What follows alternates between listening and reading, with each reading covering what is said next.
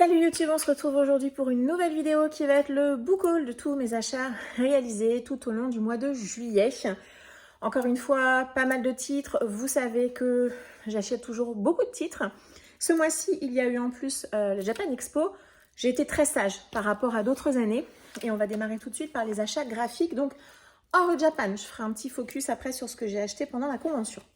Je me suis tout d'abord acheté en neuf le tome 7 de Dans l'ombre de Krimi sur une idée originale du studio Pierrot, et le manga est de Emi Mitsuki. C'est publié chez Kurokawa. C'est le dernier tome de cette série qui réinterprète un petit peu à la sauce manga l'animé des années 80, animé que moi j'avais adoré. On est sur un style graphique, si vous connaissez l'animé, qui est quand même extrêmement similaire. Et c'est vraiment ce qui, moi, me plaît beaucoup, c'est que je vais vraiment, quand je vais le lire, je pense ressentir un effet doudou, comme ça, un effet cocooning de cette série animée que j'avais adoré, vraiment adoré. Donc le tome 7, je l'ai acheté neuf, puisque ça fait un petit moment qu'il est sorti et impossible de le trouver en occasion. Donc bah, voilà, j'ai fini par le prendre neuf.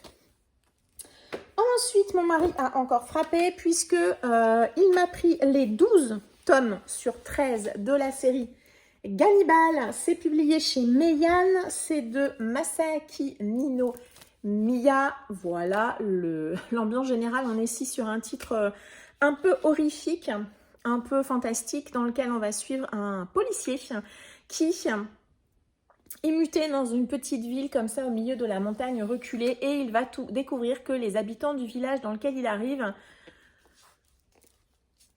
ils ont de drôles d'habitudes, on va dire ça comme ça.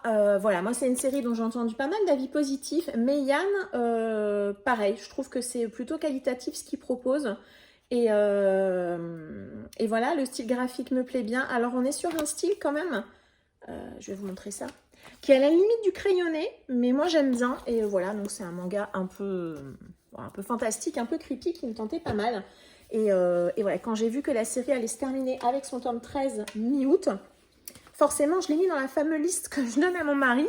Et puis, bah voilà, il s'est mis en chasse et il m'a trouvé les 12 premiers tomes. Ensuite, le reste, ça ne sera que de l'occasion. Je me suis ensuite trouvé, j'ai mis sur mes genoux parce qu'il n'y en a pas tant que ça, le tome 11 des carnets de l'apothicaire de Itsuki Nanao et Neko Kurage, publié chez Kiun. On va continuer de suivre Mao Mao dans ses aventures auprès de l'empereur. Voilà, donc pareil, je ne l'ai pas encore démarré cette série, mais je ne doute pas qu'elle va me plaire. Voilà, le dessin, tout ça, la thématique, et puis pareil, c'est une série dont j'entends tellement bien. Donc quand je les trouve en occasion, je continue de me les prendre, et celui-ci, bah, j'ai eu du bol. Voilà, jusqu'à présent, je crois que mon mari m'avait acheté les 8 premiers tomes ou les 7 premiers tomes, quelque chose comme ça, et après, jusqu'ici, j'ai réussi à les trouver en occasion. À mon avis, ça ne va pas durer, hein. Je pense que bientôt, je me les procurerai neufs. Un autre titre qui est une réédition qui m'intéressait depuis pas mal d'années, et quand j'ai vu qu'il ressortait, j'étais très contente. Donc c'est Season Life de Nobuyuki Fukumoto et Kaiji Kawaguchi. C'est une duologie, c'est publié chez Panini Manga. Le tome 2 paraîtra avant la fin de l'année. Je ne sais plus quand exactement, mais bientôt. Donc du coup, je l'ai vu en occasion, je l'ai pris. Donc ici, on va faire la rencontre d'un homme, ici, voilà, Monsieur Takeda. C'est un homme qui va apprendre qu'il a un cancer et qu'il lui reste plus que quelques mois à vivre, et il décide de se suicider. Et il va se passer un événement alors qu'il est là, voilà, sur les derniers instants avant de réussir à se suicider, qui va chambouler, voilà, sa vie, et il va décider de mettre les quelques mois qui lui restent à profit dans un objectif. Voilà. C'est écrit dans la 4e. J'ai pas forcément envie de vous le dire parce que je pense que c'est bien quand même de découvrir ça à la lecture. Et voilà, c'est un titre qui m'intéressait pas mal, mais qui n'était plus édité depuis de nombreuses années. En plus, j'ai même encore le marque-page. Je suis très contente. Alors, on est sur un style qui, je trouve, me fait quand même pas mal penser à Urasawa, au niveau du style du dessin, je sais pas. Mais en tout cas, moi, je suis ravie que Panini l'ait réédité. Je me suis jetée, entre guillemets, parce que je l'ai trouvé en occasion, le tome 1. Je suis pas sûre que je trouverai le tome 2, mais au pire, voilà, je l'achèterai neuf. Je suis vraiment très contente, et j'aime beaucoup ces rééditions Panini. Alors c'est un peu toujours la même charte, hein, au niveau du style. Et là, il y a une espèce d'embossage à chaque fois sur le titre. Je trouve que c'est plutôt réussi. Ensuite, je me suis trouvé un tome 1 d'une série de... Alors, samouraï. Est-ce qu'on peut dire samouraï? Peut-être samouraï. Donc, c'est Boko ou Stratège. C'est le premier tome, je crois que ça sera complet en 8 tomes. C'est publié chez Vega Dupuis. C'est de Kenichi Sakemi, Sentaro Kubota et Hideki Mori au dessin. Idem, c'est une réédition.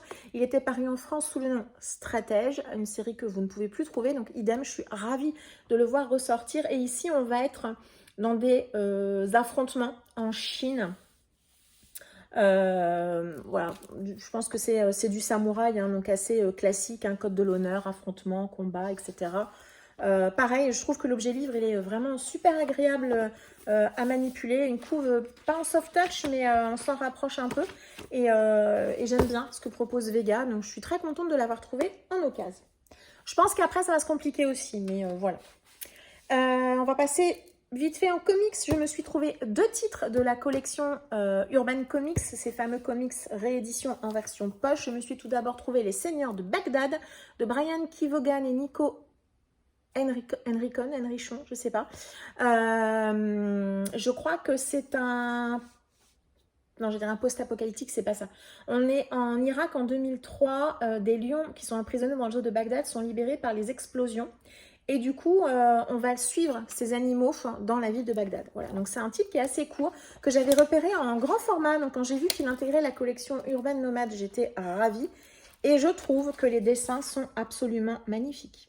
Voilà, donc je pense qu'on va avoir probablement la guerre sous les yeux de ces animaux et ça va être cool.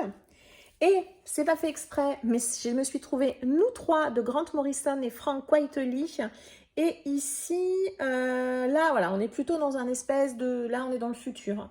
1, 2 et 3, ce sont des machines de guerre révolutionnaires que la science et l'armée ont conçues. Avant simple animaux, ils furent capturés puis transformés en cyborgs futuristes et belliqueux. Donc voilà, je sais pas trop... ça a l'air d'être une histoire où il n'y a pas beaucoup de dialogue. Donc est-ce qu'on va remonter dans l'histoire de chacun de ces 3 animaux ? Je ne sais pas, mais pareil, je l'avais repéré en grand format, on va dire, en format classique. Et là, je suis ravie. Et je l'ai trouvé en occasion. En occasion, j'essaie toujours de compléter les séries que j'ai en cours quand j'ai pris un petit peu de retard. Et notamment sur l'édition Hokage de Naruto. J'ai été un petit peu coincée et je dois avoir que 2 ou 3 tomes. Donc là, je me suis trouvé le tome 5, c'est de Masashi Kishimoto. C'est publié chez Kana. Je suis actuellement toujours en train de me faire Naruto Shippuden, j'avance tout doucement, vraiment je prends mon temps. On arrive dans les combats que j'aime beaucoup l'anime Naruto, donc je suis ravie de le voir intégrer ma Mangatech. Et voilà, je continue à essayer de chercher des tomes, même si c'est un peu indépendant. Toujours pareil, alors là j'étais hyper contente, je me suis trouvé le tome 7 de l'édition Deluxe de Sunken Rock de Boichi, c'est publié chez Doki Doki, en très bon état, vraiment je ne l'ai vraiment pas payé très cher, puisque chaque tome neuf ils sont à 19 €. Et je suis vraiment ravie parce que bah, voilà, vous connaissez mon amour pour les hardbacks, hein, et voilà, Boichi a un style graphique que je trouve absolument... incroyable, même si je sais qu'ici, on a dans la série, on a peut-être, c'est pas peut-être, on a du fan service et que c'est pas forcément ce que je préfère, mais voilà, moi j'ai envie de le découvrir, j'ai entendu énormément d'avis positifs sur cette série. En dehors du fan service, attention à réserver à un public peut-être un petit peu averti, puisque c'est une série qui est quand même assez dure. Un jeune homme qui va intégrer une organisation mafieuse, on va dire ça comme ça. Et voilà, en tout cas, moi, j'ai trouvé le tome 7. J'avance. La série est terminée, je crois, en peut-être 13 tomes, quelque chose comme ça. Donc, j'ai passé la moitié. Et voilà, je continue de les chercher en occasion, mais je sais que voilà, c'est quasi pareil, quasi mission impossible. C'est pour ça que quand j'ai vu celui-ci, je me suis un petit peu jetée dessus. On va faire un petit focus sur mes achats réalisés pendant la Japan Expo. Et pour ça, on va commencer par les graphiques. Voilà, histoire de rester dans la thématique. Et donc, je vous disais tout à l'heure que mon mari m'a acheté les 12 tomes de Gannibal et que moi, à la Japan Expo, je me suis pris le 13e tome en version collector, puisque moi, généralement, je ne trouve pas les versions collector par chez moi. Donc là, il y avait la version normale et la collector. Cette fois-ci, je me suis pris la collector. J'espère que je vais aimer la série parce que sinon ça serait un peu con. Ici, on a donc le tome 13. On a un chapitre inédit, un poster, des cartes postales et une jaquette réversible. Donc c'est la conclusion. Donc ce tome-ci était vendu en exclu puisqu'il sortira mi-août. Voilà. Et du coup, j'ai la série complète. J'ai également profité de la Japan pour me prendre 2 tomes et terminé une série, donc les tomes 4 et 6 de la série Give My Regards to Blackjack. C'est publié chez Naban de Shuo Sato. Et ici, on est dans une série médicale qui va, alors peut-être pas démonter, mais en tout cas dénoncer le système médical japonais tel qu'il existe aujourd'hui. Une série, je crois qu'elle a eu des prix. Une série qui est extrêmement populaire, peut-être pas, mais en tout cas qui a des avis ultra positifs de tous ceux qui l'ont lu. Donc voilà, je suis très contente. Et voilà, sur les 6 tomes, j'en ai trouvé 4 en occasion. Il me manquait ces 2-ci. Je me suis dit, comme je ne les trouvais pas voilà, depuis un petit moment, je les ai pris neufs. Et ensuite, je me suis pris chez Kiyun 2 titres de Junji Ito qui manquaient à ma collection. Je me suis pris le recueil Fragments d'horreur et je me suis pris le recueil Zone Fantôme, le tome 2. J'ai eu d'ailleurs une petite mésaventure avec ce tome 2. J'ai ma bouteille d'eau qui était dans mon sac à dos. Quand je l'ai sortie de mon sac, la bouteille d'eau s'est ouverte. Et le livre qui était au-dessus, c'était celui-ci. Donc la jaquette, bon, je l'ai vue tout de suite et tout ça, mais bon, la jaquette, je ne sais pas si vous allez le voir, elle est un petit peu gondolée malheureusement. Mais bon, voilà, j'allais dire tant pis. L'important après tout, c'est le contenu et la jaquette, elle est imbimée. J'avoue que je suis un peu dégoûtée, mais bon, voilà, c'est de mon fait. Hein, voilà, indépendamment d'avoir arrosé la jeune femme qui était devant moi, j'ai aussi complètement abîmé la jaquette de Zone Fantôme. Bon, voilà, malheureusement, ce sont des choses qui arrivent, mais bon, l'important, c'est le contenu, tant pis. Hein, et voilà, donc du coup, j'ai le tome 2 et puis Fragments d'horreur. Donc, c'est terminé pour les graphiques. C'est tout ce que j'ai acheté en graphique à la Japan Expo. On va passer au roman, puisque j'ai profité de la présence à la Japan de certaines maisons d'édition que je vois peu ou c'est un peu ce que j'ai fait d'ailleurs là hein, avec les graphiques. Des maisons que je vois peu, des maisons d'édition que je vois peu ou des titres que je voulais compléter. En roman, j'ai surtout pris des titres sur des maisons d'édition que je vois pas. Donc, je me suis d'abord pris celui-ci, La promesse du dragon de Eileen Baker. C'est publié chez Beta Publisher. C'est un titre que j'avais repéré dans la liste du PLIB de l'année dernière, du coup 2022. J'ai du mal, des sorties 2022. Et alors, vous vous doutez bien que s'il m'a intéressé, c'est parce qu'ici, on va suivre, donc c'est un univers de fantasy asiatique. Et on va suivre une jeune femme qui vit dans un temple depuis près de 13 ans. Et voilà, cette jeune femme qui vit dans le temple va devoir être sacrifiée pour une raison particulière. Elle va décider de s'enfuir. Voilà, et donc du coup, des aventures dans un univers de fantasy asiatique. J'ai pas vu, j'ai eu le marque-page avec. J'ai pas vu forcément de retour sur ce titre, mais moi, il m'intéressait. Et comme Beta Publisher était sur la convention, j'en ai profité. J'ai également profité de la présence d'une maison d'édition dont j'aime bien la charte, ce qu'ils proposent et tout ça. La maison d'édition L'Ivresse pour prendre 2 recueils de nouvelles que j'ai repérés depuis un petit moment. Est-ce que la couve va jouer? Beaucoup. Donc j'ai d'abord pris le recueil Nouvelles de l'Ouest Aube sous la direction de Jean-Pierre Favard et Nouvelles de l'Ouest Crépuscule sous la direction de Ghislain Gilberti. Je trouve les couves absolument formidables et il me semble qu'à peu près sur les deux, on va être dans du Far West fantastique, donc des nouvelles avec voilà, tous les gens que vous avez ici. Et voilà, il y a vraiment pas mal de gens. Alors, majoritairement des noms que je ne connais pas, mais c'est pas grave. Voilà, ça me permettra de découvrir. Et je crois d'ailleurs que j'ai eu quelques... Je sais plus dans lequel des deux. Je crois que c'est dans celui-ci. Ouais. J'ai eu 2 dédicaces puisqu'il y avait 2 autrices qui étaient présentes dans le salon. Donc, elles m'ont gentiment dédicacé ces 2 ouvrages. Et je suis en tout cas très contente de les avoir intégrés à ma bibliothèque. Et le dernier titre que j'ai acheté pendant cette convention, et oui, vous ne rêvez pas, c'est déjà le dernier. En tout cas pour la convention, hein, pas pour mes achats du mois. J'étais ultra ravie. C'est un titre que j'ai repéré. Il y avait eu un Ulule que j'avais raté. Je ne sais pas comment c'est possible, mais je l'avais raté. Et voilà, quand j'ai vu que l'autrice était présente, j'étais ravie, je me suis pris ce titre. Les pérégrinations fantastiques de Sir Pebbleton, carnet d'un explorateur ambitieux, c'est de l'auto-édition. L'ouvrage, il est absolument magnifique. Voilà, on a une sublime carte. Et en fait, ici, on va suivre un explorateur.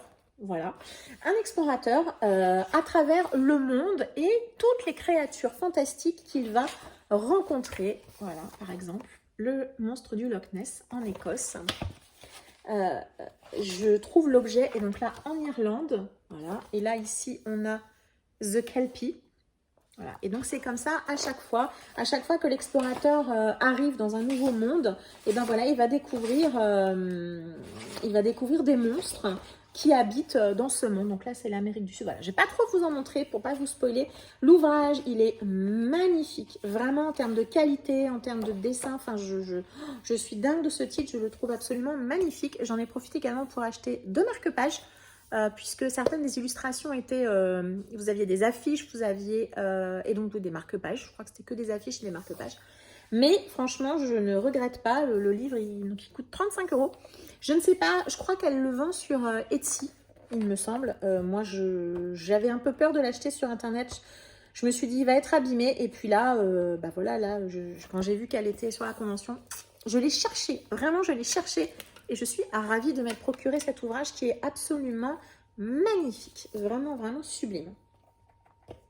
C'est donc terminé pour mes graphiques et pour mes achats de la Japan Expo. On va ensuite passer au roman. Donc tout d'abord, dans le cadre des services presse, je n'ai reçu qu'un seul service presse ce mois-ci et c'est très bien. C'est pas du tout une déception.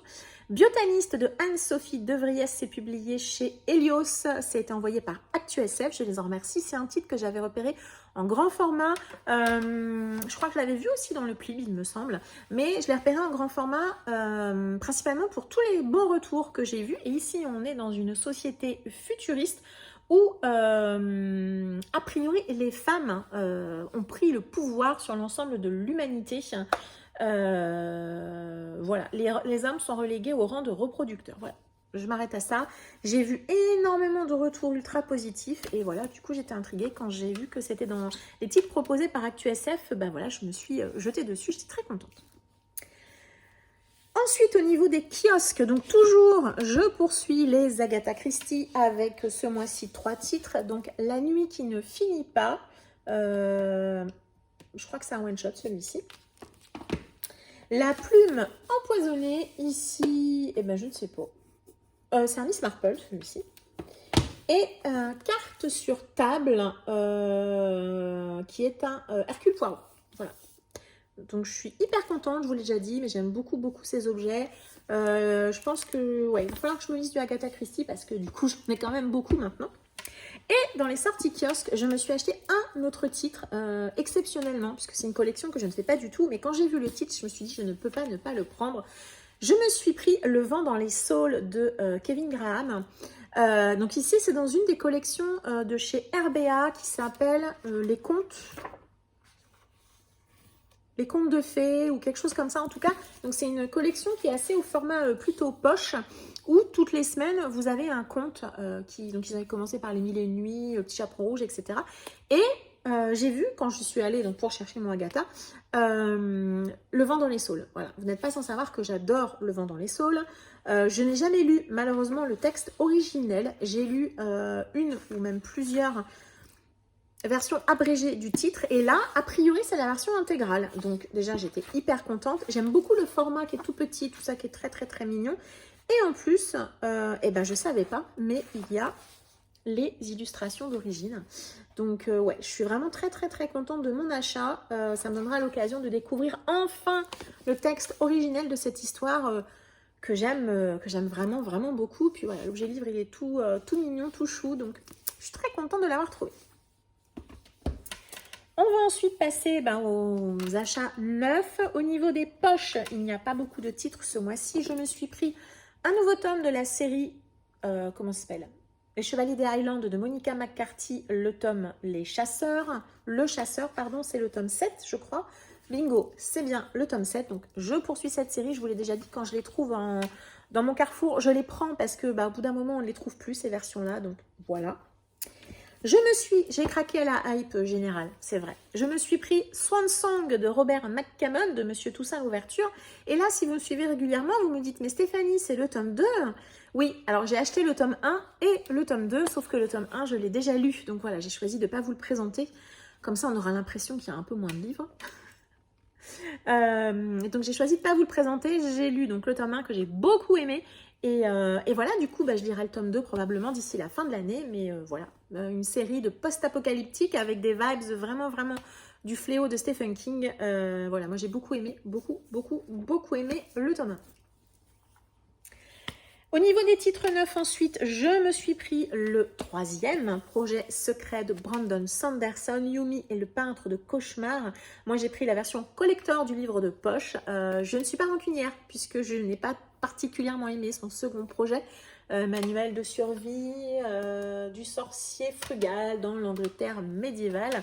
Je suis pas rancunière, sachant que celui-ci, alors déjà, il est traduit par Mélanie Fazi, donc traductrice habituelle de Sanderson, ce qui n'était pas le cas des deux précédents. Et puis ici, il y a une ambiance quand même un petit peu asiatique, donc ça m'intéresse quand même pas mal. Et je sais pas, deux mondes, l'un baigné de lumière, l'autre entouré de ténèbres, deux personnes que tout oppose, une prêtresse dévouée et un peintre désabusé. On verra, je ne le feuillette pas parce que je veux me laisser la surprise quand je vais le lire. Il sera très probablement, au moment où je vous parle, on l'a quasi prévu. On va se lire en août avec Dorian, puisqu'on a lu les deux premiers ensemble. Et donc, on va continuer. C'est une sacrée briquette, quand même. Et on va terminer par les achats moutons du mois. Voilà. Enfin, moutons. Je ne les prends pas tous, mais c'est vrai que j'en achète quand même pas mal. Chez De Saxus, le tome 2 de Marie-Lu. Donc, le tome 2 de... Je ne sais plus le titre de la série. C'est pas grave, mais le tome 2, c'est Steel Striker. C'est de la science-fiction de Marie-Lu. J'avais lu Legend. Oui, Legend, je crois que c'est Legend. Ouais, c'est Legend. Que j'avais beaucoup aimé. Et bah voilà, du coup, c'est une duologie. Du coup, bah voilà, la série est finie. Et je crois que celui-ci, on l'a également déjà prévu avec Dorian. Ensuite, une autre fin de série, le tome 2 de Les Automae. Je ne sais plus c'était quoi le tome 1. Le tome 2, c'est Cœur de fer de Nina Varela, toujours chez De Saxus, en hardback. Ici, donc c'était le Palais des Automae, le tome 1. Ici, c'est du steampunk science-fiction, quelque chose comme ça. Un tome 2 d'une trilogie, le tome 2 de la série Terre brisée. Donc le tome 2, c'est L'âme brisée de Victoria Aveyard. Ici, c'est de la fantasy. Et un titre que je ne... Alors, un titre, j'ai hésité à l'acheter à cause de la couverture. Je ne vous le cache pas. J'ai hésité même à revendre mon tome 1 et à pas les acheter à cause de la couverture. J'ai du mal avec cette couverture. Ouais. Donc, c'est le tome 2 de la série À l'externe de Leigh Bardugo. Jusqu'en enfer. Je l'ai pris parce que de Leigh Bardugo, j'ai lu la trilogie Grisha, Six of Crows. J'aime beaucoup sa manière de faire, sa manière de raconter les histoires. Donc, je lui fais confiance. J'avoue que ce pauvre petit lapin albinos qui a l'air pas au mieux de sa forme, j'ai un petit peu de mal. Voilà, j'ai un peu de mal avec cette couverture. Bon, quand je lirai, je retirerai la couverture, mais je ne suis pas du tout fan de la couve. J'ai même hésité, je vous le dis, à revendre le tome 1. Si c'était une autrice que je ne connaissais pas, je pense que j'aurais revendu le tome 1. Vraiment. Là, en l'occurrence, je l'ai déjà lu, je la connais. Il y a de grandes chances que ça le fasse. Donc, voilà. Je suis passée un petit peu au-delà de cette couverture. Pourquoi avoir fait ça? J'ai un petit peu de mal. Mais voilà. Donc, j'espère que malgré tout, que le titre me plaira. Et on va terminer par les achats d'occasion. Donc, tout d'abord, j'ai profité d'une offre sur la maison d'édition Inceptio qui, vous le savez probablement, si vous ne le saviez pas, je vais vous l'apprendre maintenant. La maison d'édition Inceptio régulièrement met en vente sur son site internet des livres neufs qui leur ont été retournés par les libraires ou qui ont été abîmés peut-être dans le transport ou autre. Et moi, j'ai l'habitude souvent d'acheter pas mal des livres de cette manière-là. Déjà, financièrement, vous les avez pour moins cher, clairement. Et puis, il faut savoir que les droits d'auteur sont reversés intégralement, enfin, comme prévu, en tout cas, à l'auteur. Je trouve ça plutôt cool, ça évite d'envoyer des livres au pilon, etc. Et franchement, quand vous allez voir les livres que j'ai, je vois... Honnêtement, des fois dans les magasins, vous n'en avez pas en aussi bon état. Donc jusqu'à présent, j'ai jamais été déçue. Donc je me suis d'abord pris le tome 1 des Rôdeurs de l'Empire de Guy Roger Duvert. Une petite trace là, mais franchement, voilà, un petit peu jauni, mais moi le jaunissement, ça ne me dérange pas. Guy Roger Duvert, ce sera une trilogie, je crois. Le tome 3 sort fin d'année. Je ne le lirai pas tout de suite parce que je voudrais lire d'abord sa série de SF. Mais celle-là, j'avais entendu plutôt des avis positifs et moi, ça me tente plutôt pas mal cette série. Et je me suis pris une autre série qui est un one-shot. Et alors celui-ci, j'ai vu, je crois, que des gens qui ont aimé. Vraiment, donc je suis hyper intriguée. En plus, c'est un one-shot de fantasy, ça court pas les lieux. Donc c'est Les Émissaires du Lien de Hélène Bess. Pareil, je vois pas trop où est le problème. Un petit peu, ouais, un tout petit peu là ondulé. Enfin, ondulé. On sent que le bas de la page, il est un peu, genre, peut-être calé dans un carton, un truc comme ça. Franchement, très très bon état. Et voilà, 2 nouveaux titres qui vont rejoindre ma collection Inceptio. Un jour, il faudra que je les lise quand même. Et donc, on va terminer par mes achats complètement occasion. Alors, je ne sais plus trop si c'est Emmaüs, Recyclerie. Voilà, je vous dirai peut-être au fur et à mesure. Je me suis d'abord trouvé 3 tomes d'une série que j'ai pas commencé, mais un jour il va bien falloir quand même. Donc c'est la série le Women Murder Club de James Patterson et Maxine Paetro. C'est publié au livre de poche, donc les tomes 8, 9 et 10. Et je crois que sur les 10 premiers, il me manque que le tome 6 ou 7, quelque chose comme ça. Donc, il serait temps, Stéphanie, de démarrer leur série. Ici, on suit un groupe de femmes. Je crois qu'il y a une inspectrice, une procureure, une médecin légiste, bref, 4 femmes qui à chaque fois mènent les enquêtes. Ça a l'air d'être assez court. Et j'aimerais bien découvrir cette série. C'est une série qui m'intrigue. Une autre série qui était dans ma wishlist depuis un petit moment et je l'ai trouvée, ça c'est en recyclerie, je suis certaine. Donc c'est une trilogie historique qui s'intitule Le disque de Jade de José Fresh. C'est publié chez Pocket, donc ce sont des petites briquettes. Ici on est donc en Chine. Ouais, on est en Chine et ça va être c'est un récit d'aventure. Voilà, un récit d'aventure dans la Chine. Alors, je regardais parce que je voulais savoir s'il y avait un... Il n'y a pas l'air d'avoir une mention de siècle en particulier. Je ne sais pas si c'est 100% historique ou historique romancé, voilà. Mais moi, c'est une série, voilà, que j'avais mis dans ma wishlist depuis un petit moment. Et oh là là, il y a une liste des personnages. Ça fait toujours un peu peur quand même quand on a une liste de personnages. Mais bon, on va y croire, hein. On va y croire. Donc, c'est un marchand qui va tomber sous le charme d'une pierre de jade, une pierre intégralement noire qui est percée au centre. Les motifs mettent en scène donc la fameuse légende du bouvier et de la tisserande, que vous connaissez probablement si vous vous intéressez à la culture asiatique. Donc, ce marchand va acheter ce disque de jade. Mais cet objet concerne aussi la destinée du royaume de Chine. Donc, voilà, historique... fantastique, je sais pas trop, mais j'avais vu dans la liste des titres asiatiques recommandés cette trilogie. Donc, je suis très contente de l'avoir trouvée. Ensuite, je me suis trouvé un titre de Michael Marshall Smith, Les Domestiques. C'est publié chez Milady. Ça a l'air d'être un petit peu jeunesse puisqu'on va suivre un jeune homme de 11 ans. C'est ça. Qui du coup part avec sa mère, quitte l'endroit où il habite et part avec sa mère pour vivre avec son nouveau compagnon. Il est un petit peu tout seul et il s'ennuie jusqu'au jour où il va rencontrer une vieille dame et la clé d'un monde ancien et secret où s'affairent d'étranges domestiques. J'ai vu que les notes n'étaient pas exceptionnelles, c'est pas grave. Je l'ai pris pour l'auteur. L'auteur qui a écrit notamment la trilogie Les Hommes de Paille, Le Sang des Anges, Les Intrus, et également un titre qu'on a vu tourner l'année dernière, je crois. Donc voilà, je ne sais pas si c'est peut-être jeunesse ou... voilà, parce que clairement, je pense que quand je voudrais le lire, ça se lira assez vite. C'est écrit gros, il y a pas mal de marge. Donc je pense qu'on est plutôt sur un jeunesse, même si c'était publié chez Milady. Je me suis trouvé un R.J. Ellory, Les Anonymes, c'est publié au livre de poche. Et ici, je crois qu'on est dans un roman service secret, un roman d'espionnage. Voilà, un roman d'espionnage, j'en sais pas plus. Je l'ai pris pour l'auteur. Un roman de Zygmunt Milosevski, Inestimable, publié chez Pocket. C'est un tome 2 qui met en scène... alors, je ne sais pas... si c'est... alors, je sais plus. Je crois que ça m'enseigne une femme. Je ne sais plus quel est exactement le rôle de cette femme, si c'est une policière, si elle travaille dans l'univers de la justice. Je sais que c'est un tome 2. Voilà. Et c'est un auteur qui m'intrigue aussi. Donc, j'étais très contente de le trouver. Et on va terminer par un titre que je n'aurais jamais imaginé trouver ce titre dans ma recyclerie. C'est un Gallmeister collection Totem et c'est Shibumi de Trevanian. Ici, on va suivre Nicolas Hay, qui est un assassin. Et il a été formé au Japon et initié à l'art subtil du Go. Donc, en fait, on va être à mi-chemin entre la culture asiatique et puis un roman d'espionnage également.